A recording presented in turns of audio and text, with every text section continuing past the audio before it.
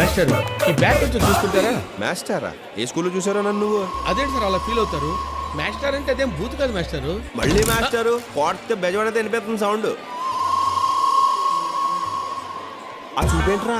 అంతకంటే ఏం చేయలేక నేనే తేడాగానంటే నువ్వు నాకంటే తేడాగా ఉన్నావేంట్రా? వస్తున్నానమ్మా.